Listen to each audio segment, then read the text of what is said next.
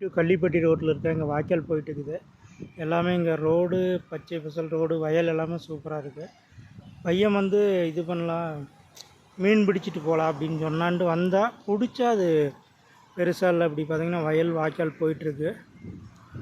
நாங்கள் இங்கே தான் இதில் தான் மீன் பிடிச்சா இந்த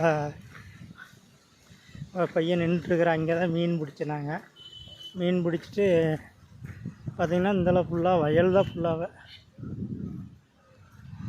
இந்த மீன் பிடிச்சிருக்குறா அந்த டப்பாவில் வச்சு.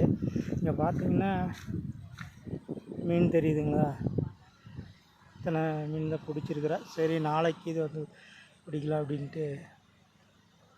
ஓகே, பார்த்திங்கன்னா வயல் தான் ஃபுல்லாக வயல். என்டர்டெயின்மெண்ட் நல்லாயிருக்கு. மத்தியானம் வந்தோம்னா ஜாலியாக குளிக்கலாம். நீச்சல் தெரியாதவங்க கூட இந்த இடத்துல வந்தால் குளிச்சுட்டு போகலாம்.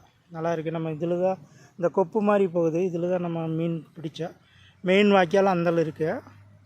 இந்த வண்டி நிற்கல, அதுக்கு தான் மெயின் வாய்க்கால். இது வந்து கொப்பு மாதிரி. சரி, அந்த வாய்க்கால் நம்ம இறங்கி மீன் பிடிக்க முடியாது அப்படிங்கிறத இதில் வந்து பிடிச்சேன்.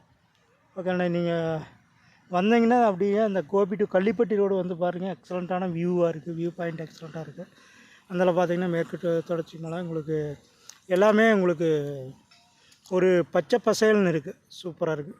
நன்றி, தேங்க்யூ.